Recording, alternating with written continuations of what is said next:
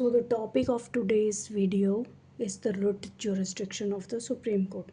तो पिछले वीडियोस में हमने की थी variety of jurisdiction of the Supreme Court, various in different forms of the jurisdiction of the Supreme Court. तो 131 में हमने की थी ओरिजिनल jurisdiction, 132 to 134 में हमने की थी appellate jurisdiction, रिव्यू पावर की थी 137 में, SLP 136 में. अब करेंगे हम writ jurisdiction of the supreme court. ठीक है, तो writ jurisdiction of the supreme court कहाँ पे डिफाइंड है, क्या इसकी कोई डेफिनेशन है, और ये क्या ये word such a word is mentioned in the constitution anywhere. तो इसका सोर्स क्या है, इसकी हिस्टोरिकल बैकग्राउंड क्या है, ये सब हम एक एक करके वीडियोस में आगे करेंगे.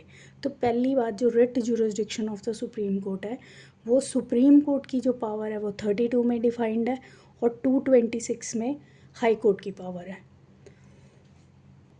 अब सुप्रीम कोर्ट में जो पावर है, सुप्रीम कोर्ट की जो पावर है अंडर आर्टिकल 32 में, वो सिर्फ है टू इन्फोर्स फंडामेंटल राइट्स. लेकिन 226 में एक एक्सक्लूसिव जुरिस्डिक्शन है हाई कोर्ट की, along with the enforcement of the fundamental there is another power of the high Court under article 226 where the high Court can enforce the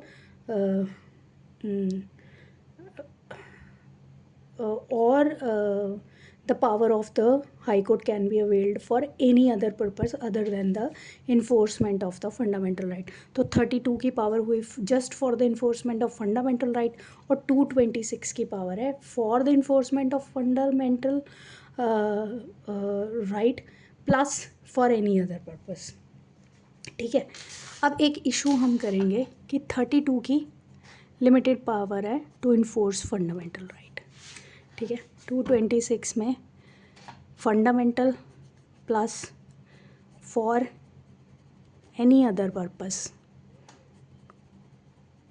लेकिन 32 plus 139 इक्वलाइजेस 226. यहाँ पे 139 में 32 में तो सुप्रीम कोर्ट के पास power है ही है टू इन्फोर्स फंडामेंटल राइट, लेकिन 139 में if the parliament by law may confer on the Supreme Court power to issue direction order or writs for any other purpose, to enforce any other purpose. ठीक है, तो 226 की जो power है वो इक्वलाइजेज हो जाती है सुप्रीम कोर्ट की पावर. जो सुप्रीम कोर्ट की पावर है वो it becomes equivalent to High Court power if the Supreme Court, if 32 is read with 139. तो by parliament by law Supreme Court power is extended to for any other purpose other than the enforcement of the fundamental right. तो अब ये हो गया एक issue. ठीक है, अब ये रिट जुरिस्डिक्शन है क्या, जैसे मैंने बहुत सारी वीडियोस में ये बात बोली है कि ये जो हम डिफरेंट आर्टिकल्स पढ़ रहे हैं, इसमें the body is only Supreme Court but the powers are various. Variety of powers and the nature of this powers is different. 131, 132 to 134 appellate, original, appellate, review, SLP 136 और रिट होगी 32 and 226 की. अब यहाँ पे पर्पस भी अलग अलग है, लेकिन आज हम जैसे रिट का कर रहे हैं तो यहाँ पे पर्पस क्या है.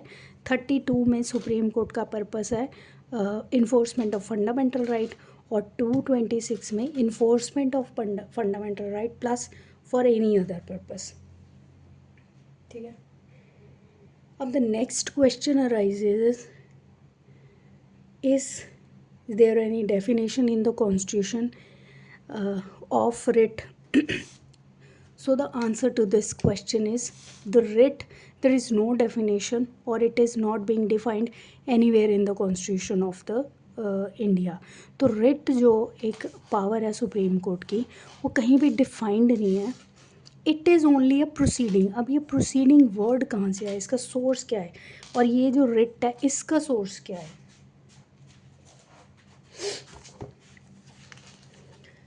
तो इसका सोर्स है 32. ठीक है. अब यहाँ पे कॉन्स्टिट्यूशन ने हमें फंडामेंटल राइट्स तो दे दिए, अब उसको गारंटी भी कर दिया, लेकिन what if there is a violation of the fundamental right, उसके बाद क्या.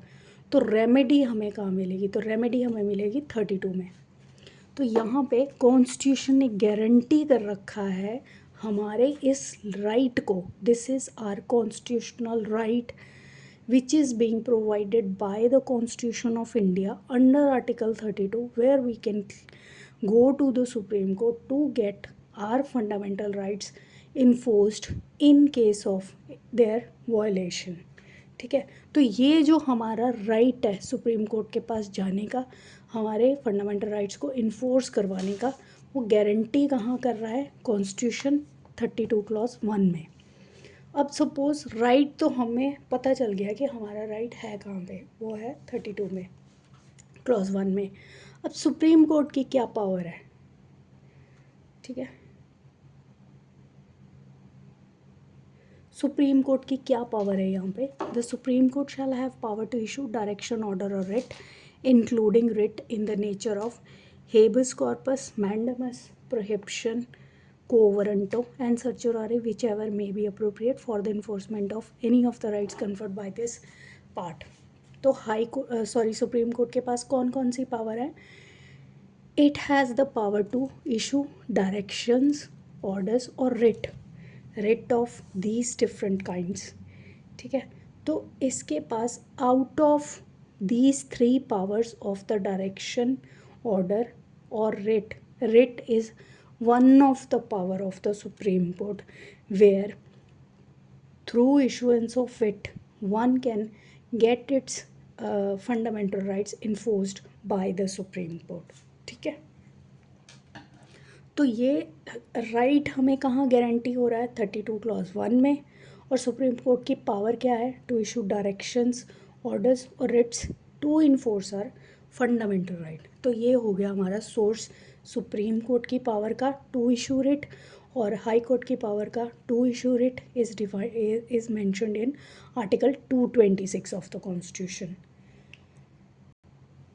अब नेक्स्ट इशू अराइज हुआ कि is there any technical procedure following which we can go to the supreme Court under article 32. तो in light of the position of the or scenario of Indian people, they being illiterate, ignorant of law, poverty, socio-economic conditions of the people. ठीक है. ये सारी चीज़ों को ध्यान में रखते हुए there is no technical procedure being provided to be followed by the aggrieved party to come to the or to go to the Supreme Court for the redressal of their grievances. तो कोई technical procedure नहीं है, कोई form नहीं दे रखा, कोई necessity नहीं है. One can go to the supreme court by writing a letter to the जज also, where he can get his fundamental rights enforced by the supreme court. ठीक है. So lack of technicality does not let court to throw away the petition. ठीक है. अब ये हो गया, कोई टेक्निकल प्रोसीजर नहीं दे रखा. इसका जो सोर्स है वो 32 क्लॉज 2 में है. फिर इसकी कोई डेफिनेशन नहीं दे रखी. ठीक है. It is through only proceeding supreme court power under article 32 can be availed by the aggrieved party.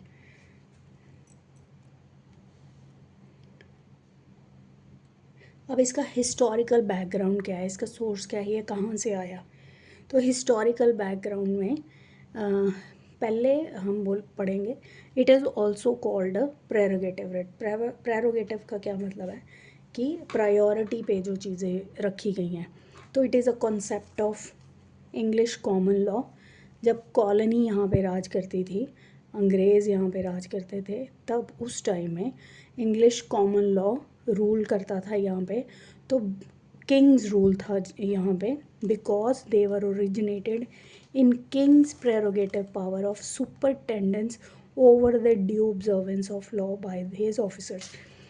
तो जो किंग के ऑफिसर्स होते थे, जैसे वो लॉ को इम्प्लीमेंट करते थे, उसकी जो सुपरविजन है कि whether the law is being properly implemented or not, that power to supervise the officers, its officers, that power is with the that is the prerogative power of the king, which is exercised by him only. So it is a supervisory power of the king over the observance of the law being implemented by its officers.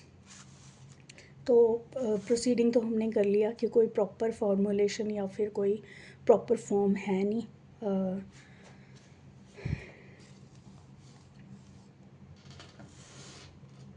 अब 226 clause 4 में जो Supreme court और High Court की power है, it is concurrent in nature.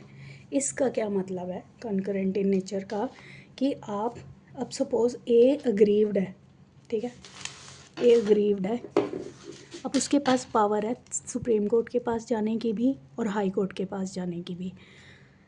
वैसे तो अब अगर सपोज़ एक हायरार्की बनी हुई है कि हाई कोर्ट है, फिर उसके ऊपर सुप्रीम कोर्ट है, तो in light of the pending cases already supreme court के पास बहुत है, तो it is a duty of the citizen to first go to the high court then to the supreme court. अगर सपोज़ लेकिन 226 में क्लॉज 4 में as it is mentioned or already given that Supreme Court and High Court has the concurrent jurisdiction, then one can directly go to the Supreme Court. अगर वो Supreme Court के पास directly चला जाता है, now it is not seems to be good if then he files his petition in the High Court if his redressal or if his grievance does not redressed by the Supreme Court, ठीक है। तो ये उसी की duty है कि वो high court में ना जाए। ऐसे एक तरह से मॉरली उस चीज़ को वायलेशन होती है, अदरवाइज़ ये हमारी ड्यूटी है कि we should follow the hierarchy of the court. तो सुप्रीम कोर्ट के पास it is only to enforce the fundamental right, but high court के पास है enforcement of fundamental right plus for any other purpose. तो for any other purpose is the exclusive power of the high court, लेकिन by virtue of 139 parliament by law can confer on the supreme court to enforce the jurisdiction of the Supreme Court can be availed by the aggrieved party for for any other purpose too other than the under Article 139, other than the enforcement of the fundamental right under Article 32 clause 2। तो 32 की power सिर्फ enforcement of fundamental right के लिए है, लेकिन वो equalise हो जाती है हाई कोर्ट के if Parliament by law confer on the Supreme Court to adjudicate cases on the for any other purpose too by the Supreme Court. तो ये जो और ये जो 226 की पावर है कंकरेंट जुरिस्डिक्शन की, आई थी बाय द 44th अमेंडमेंट। अब ये रिट किसके अगेंस्ट फाइल होगी, किसके अगेंस्ट सॉरी इशू होगी, that is against the purpose to enforce its fundamental right to the authority और टू द गवर्नमेंट और अगेंस्ट द गवर्नमेंट, ठीक है। तो ये था हमारा रिट जुरिस्डिक्शन का बेसिक टॉपिक। आगे हम करेंगे अगली वीडियोज़ में डिफरेंट टाइप्स ऑफ रिट्स।